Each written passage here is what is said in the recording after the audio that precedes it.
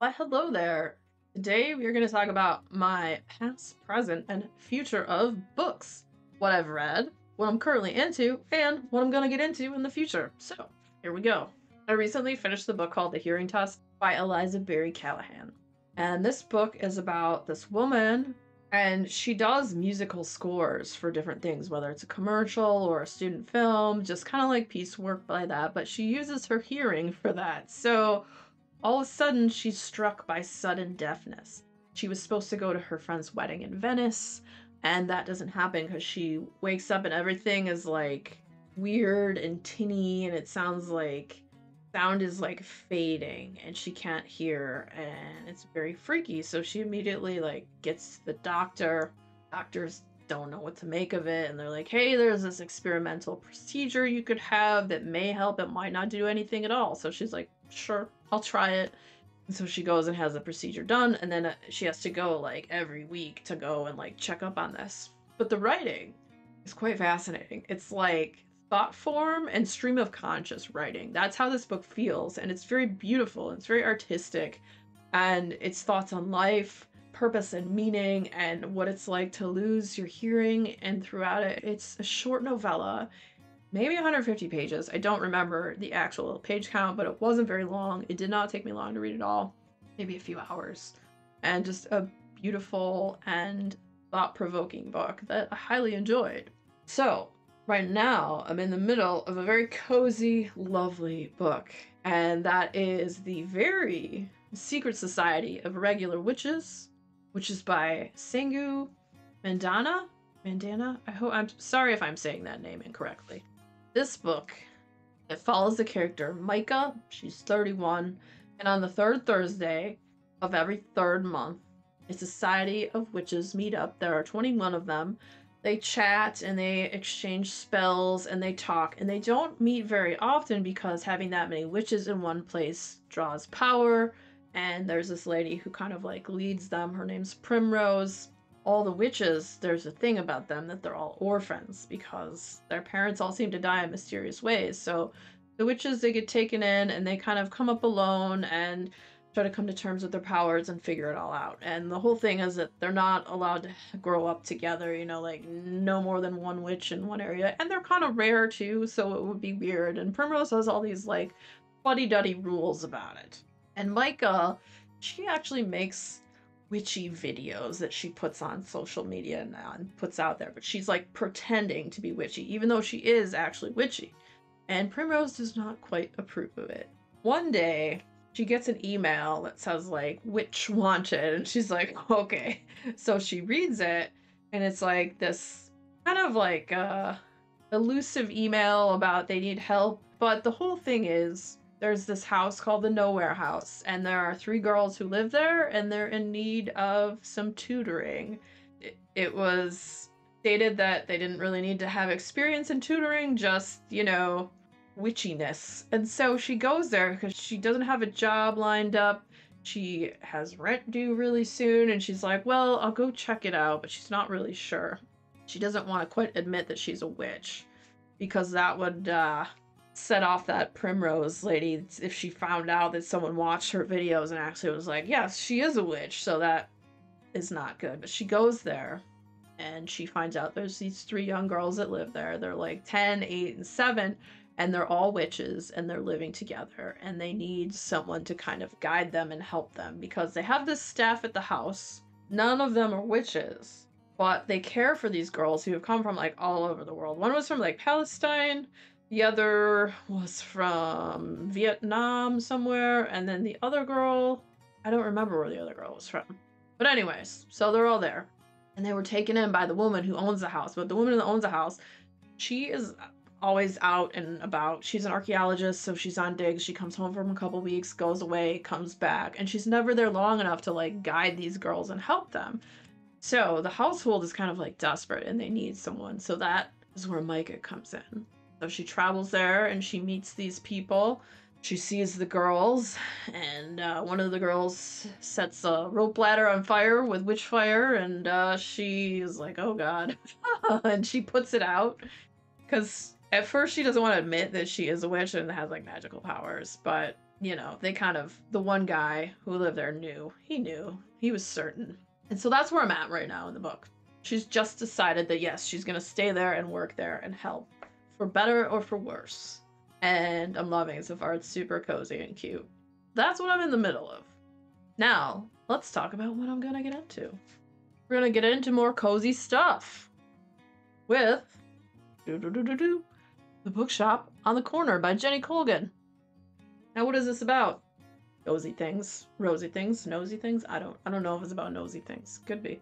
Nina Redmond is a literary matchmaker. Pairing a reader with that perfect book is her passion, and also her job. Or at least it was until yesterday. She was a librarian in the hectic city, but now the job she loved is no more. Determined to make a new life for herself, Nina moves to a sleepy village many miles away. There, she buys a van and transforms it into a mobile bookshop as she drives from neighborhood to neighborhood, changing one life after another with the power of storytelling.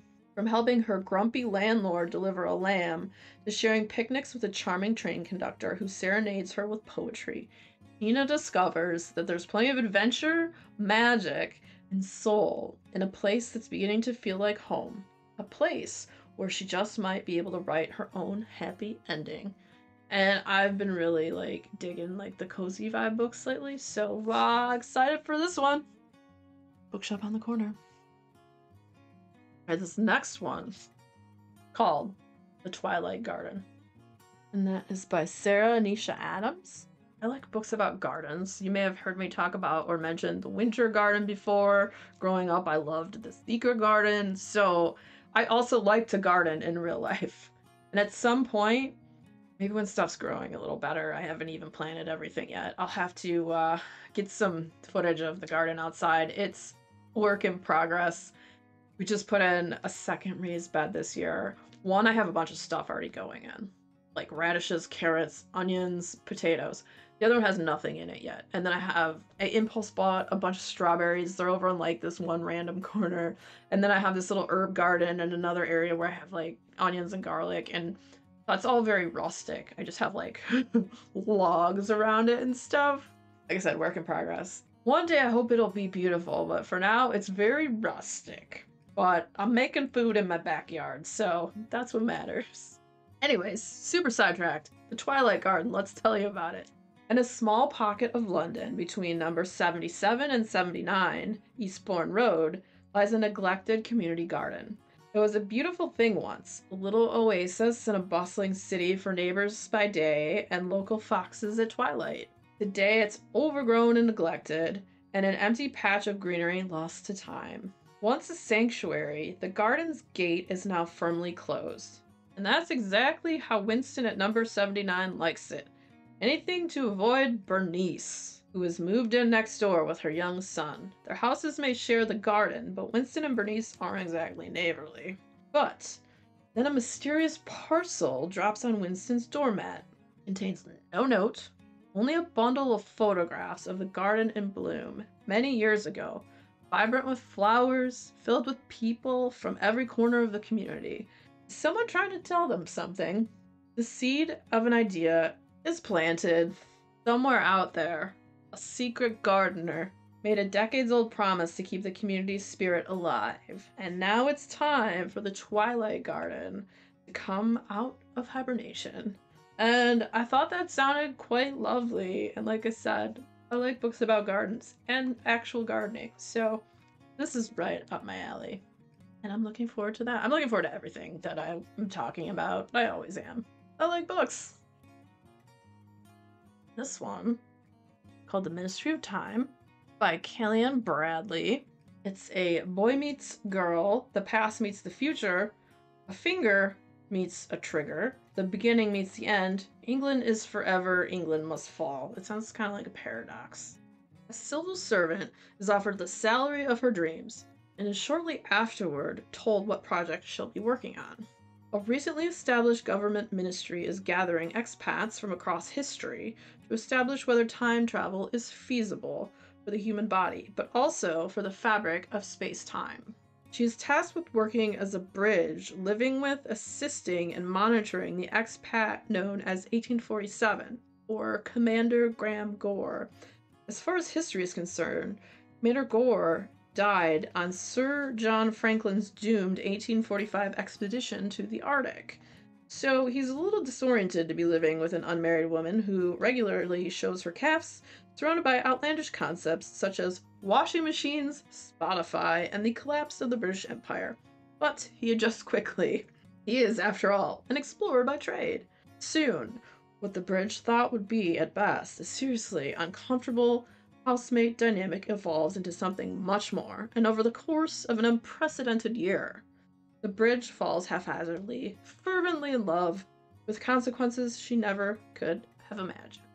And, yeah, be interested to get into this one. I do like books about time travel, so I've heard good things. So yeah, a lot of like time travel-y cozy books recently, and I'm really liking it. Do you have a favorite cozy book that is not Legends and Lattes? Because we all know that Legends and Lattes is like the coziest, rosiest book ever. And don't say Bookshops and Bone Dust either. Something outside of that, because I know about those ones. I want to learn more about cozy books that are not those ones. I know that I've heard The House by the Cerulean Sea, DJ Clune, is supposed to be really good and cozy and rosy and nosy. And I don't know why I keep saying cozy, rosy, nosy. I don't know if it's nosy. Maybe it is. But anyway, that's a long-winded way of me saying, tell me about a cozy book or books that you really like that are not the Travis Baldree books. Let me know down in the comments. I need more cozy books. And if you're one of the few random people that have never read Legends and Lattes, and you do like cozy books, that'll be the next video coming up if you want to check it out. It's very cozy and rosy and absolutely nosy with all the delicious smells. It's lovely. And if you had fun hanging out today, hit that subscribe button, come back, see me again, and we'll talk about more bookish things and weird stuff.